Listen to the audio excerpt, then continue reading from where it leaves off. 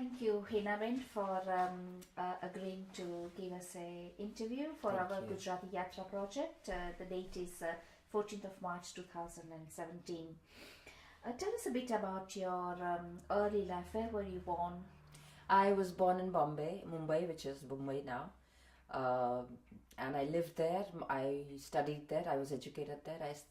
I did LLB, which is a law degree. And I was doing articles for solicitorship at that point when this arranged marriage proposal to Vibhaker came about.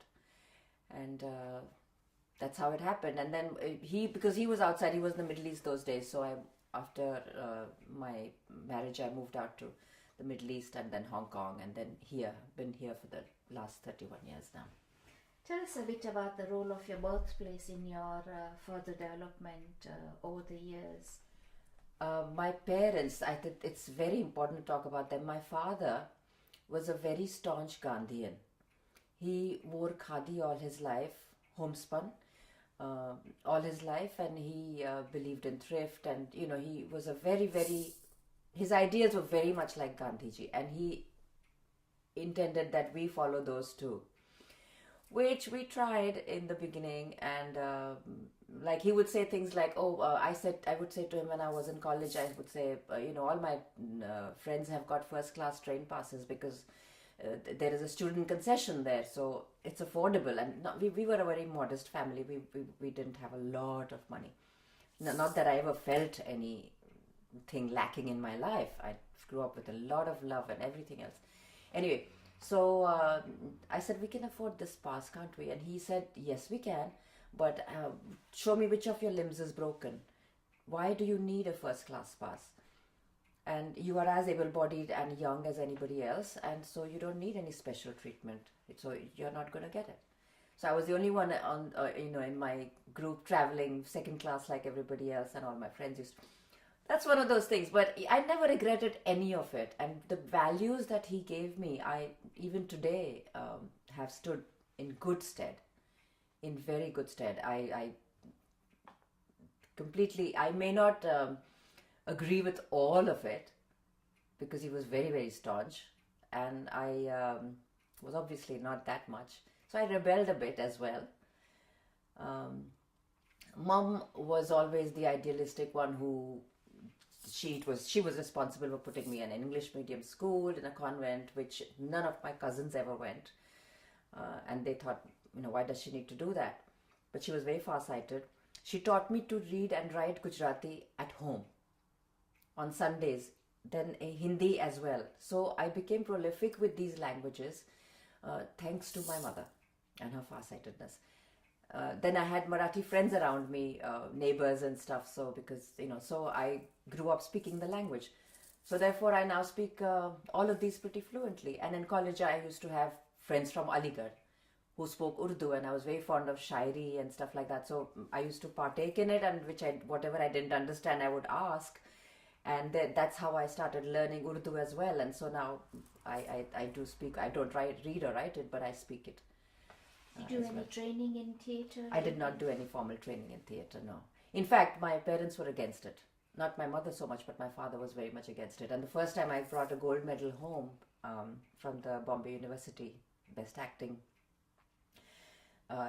he said, all right, now you can put it away in the cupboard because it's not something you show off.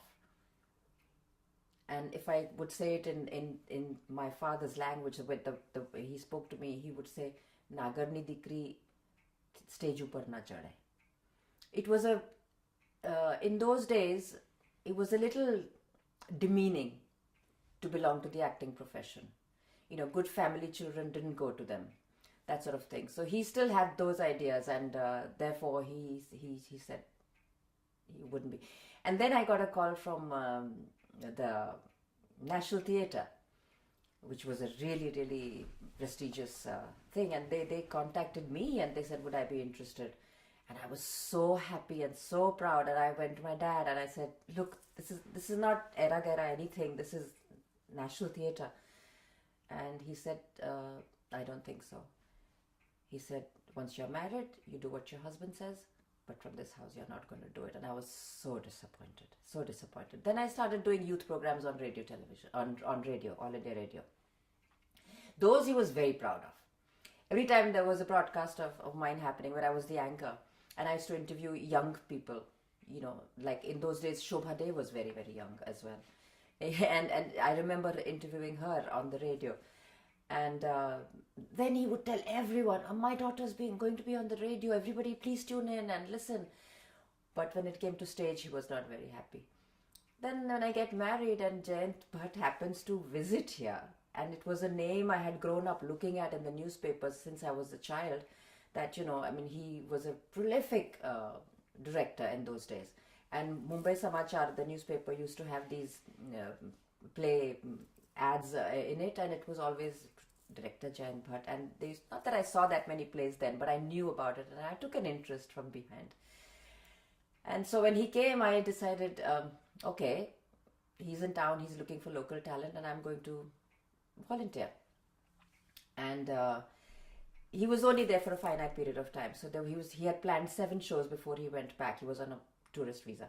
So 7 shows, and that was going to be 8. And I said, okay, I'm going to do it. So without asking Vibhaker, I said, yes. And then he was out at the time, and when he came home, I explained to him what had happened, and he was totally amused and bemused both. He goes, you're going to go on stage and speak? Can you do that? And I said, I'll try. I said, it's only for a few months, and it's 7 shows, and then he goes back and it's all finished, so it's not like it's a long-term thing. He said, fine. So I started going to rehearsals, and I used to go to Crystal Palace from here for rehearsals, and Vip thought I was completely off my mind, because who travels that distance for something like this, which he did not think much of at that time. But I did, and then things progressed, and then after 7 shows, there was British Asian company. It was called British Asian Theatre, run by a gentleman called Raj Patel. And he and me decided to bring Jayant Bhai over for a long term on a work permit basis. And being a widower and by himself, and his family settled and everything, children settled, so he came. And then we never looked back for the following 20 years, all the way until he passed on in 2000, I think it was. We continued to do plays, and we travelled with them abroad as well. So you used to produce your plays yourselves, or somebody would write it for you? Originally, when we started with British Asian Theatre and Raj Patel, he had this banner and the infrastructure. So he was the producer, Jayant Bhai was the writer and the director. He was an institution by himself. He acted on stage, he collected the chairs back, he sold tickets at the front, and he would even go and distribute pamphlets outside Kingsbury High Road and Wembley and stuff like that. And he was extremely passionate about his work, and what I learned about theatre is from him, really. This was Gujarati Theatre? This was Gujarati Theatre. Okay. The beginning was Gujarati Theatre, yes. Okay. So you talked about your proficiency in languages, Hindi and Marathi, and the voiceovers, yes, translation work which you do. Tell us yes. a bit about that. Again, due to a good friend of mine who directed me towards this, and she said, there are agents who do this, and why don't you, register yourself with 1 or 2, and I did. And I started getting work for translations, sometimes, what do they call, interpreting in maybe the courts or hospitals, which doesn't happen much these days, especially in hospitals, because there's enough ethnic working group. But so that's how I started, and then translation work, written translation work started coming in.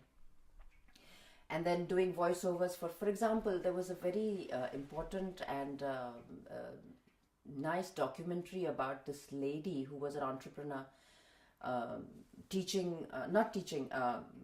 but working with Kutchi embroidery people, and Kutchi embroidery became very, very popular. Now the Kutchis used always bright colors because they are from a desert, right? And she liaised between those and her clients who were also in the West, and the Westerners preferred pastel colors. So she tried to sell the idea to these women, these artists, to use pastel colors for Kutchi embroidery, and they didn't think it would work, but she worked on it. And basically the story was about this lady and how she managed to give employment to a lot of these artisans for their work and sell their work abroad. It was appreciated very highly, and all that was very good. So there was a documentary about that, but she spoke in Gujarati. So when I got the whole video back and they said, we want you to voice it, translate it for us and voice it. So I did, because my English is still Indian in a sense, so that kind of worked. And so I translated that, and then since then I didn't look back. And then I did lots of voiceovers for movies also where they had Asian characters, a few cartoons. I now do audiobooks. I read audiobooks by Indian authors because my accent allows that only. Yes. And and voiceovers for various bodies like councils and BHS, or even ads and stuff for airlines, all kinds of things. So you think coming to Britain from India, opportunities have opened up for you, and you're thankful for all these opportunities? Absolutely. I did not expect it, especially at that time. I'm talking about 30 years ago. I mean, it wasn't much different, but it still was a bit different. And I had never lived in the West. I had apprehensions. I mean, I had never lived in the cold climate and all the rest of it. So Dubai, Bahrain, Hong Kong was okay. I could deal with that. But then coming here, and everything was very different. So yes, I was a bit apprehensive. It took me a while putting my roots down. But now I would say this is the only home I've ever had. I've lived here longer than I've lived in India, where I was born. And this is home, and yes, it has given me a lot of opportunities. I think traveling to all these Middle Eastern countries as well as Britain, and I think it opens your mind as well. Absolutely. Yeah. Absolutely. It really does. Having lived in different places and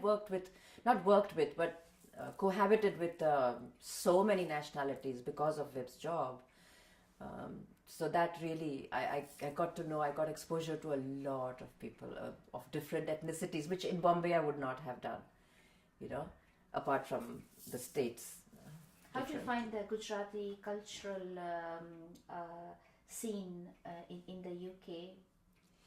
It is getting better and better. Now it's improving every day. When I came in, there was only one institution that promoted Indian culture, whether it was music or drama, and that was the Bharatiya Vidya Bhavan. And that has been an old institution. But Bharatiya Vidya Bhavan, in those days, the drama department had a monopoly. It was a closed shop. Outsiders were not very welcome. They had this clique, and that's what they stuck to all the time. And I tried to get in there, and I had a friend there.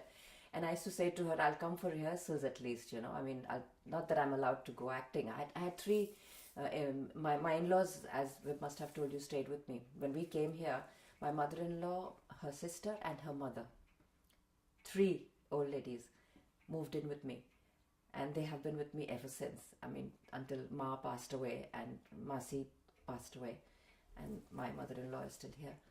So all these years, I've never known the word privacy in that sense, and this house has never been without an elderly figure in it, never.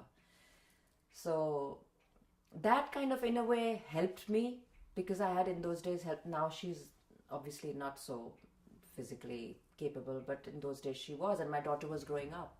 That was the other thing. I mean, thanks to Vibhaker, he supported me so much. Otherwise I would not have been able to do what I did and how much I did, traveling overseas often enough, especially to the States, multiple times with productions. And then it was short trips to Europe as well, formed in Lisbon and places like that. But without his help, I wouldn't have been able to do it. And so, yes, I have a lot of people to thank. You talked about your theatre performance. Yes. Of course, we know about the film, especially Indian film. Yes. Why is theatre still important? They're two very different media, I think. In theatre, you do not get any retakes. you do what you do. Even the director at the end of the day, once the curtains open, is helpless. There's nothing he can do. If you decide to screw up, then it's your baby. You need to hold it or kill it. It's up to you. The director cannot do anything, as opposed to in film where he can just say cut and retake and retake and retake until he gets it right. So it's basically much more of an actor's medium than a director's theatre. Plus, you're live each day with new live audience in new places, different places with different moods of people, whether they're actors or audiences, and that varies. And sometimes when people, people will make faults or forget, you have to be on the ball to retrieve a situation on stage. If someone makes a faux pas or misses a line or whatever it is they do, you need to be on your toes to correct it, bring it back onto track. And all these are challenges that you necessarily don't have in films, because you can do umpteen rehearsals until you get it right, angle-wise, this, that, and nothing of that is allowed in theatre, obviously. So you have to do your best each time, every time. And that's the challenge. What about the audience? The audience have been extremely good. In this country especially, I must say, also in America, I must say, there were huge numbers. In Australia, everything is sort of big. So the auditoriums were huge, the stages were huge, and it was a different kind of connection. But here, in these manageable theatre halls and stuff, and I have found every time with me, the audiences have been extremely, extremely welcoming and ready to take in whatever it is you give them, And I find that very ingratiating, very ingratiating. It's really nice. The audiences have been lovely. What kind of... One thing, just about the language. Yes. Why is it important to use Gujarati language? Is English not good enough? English is perfectly good enough.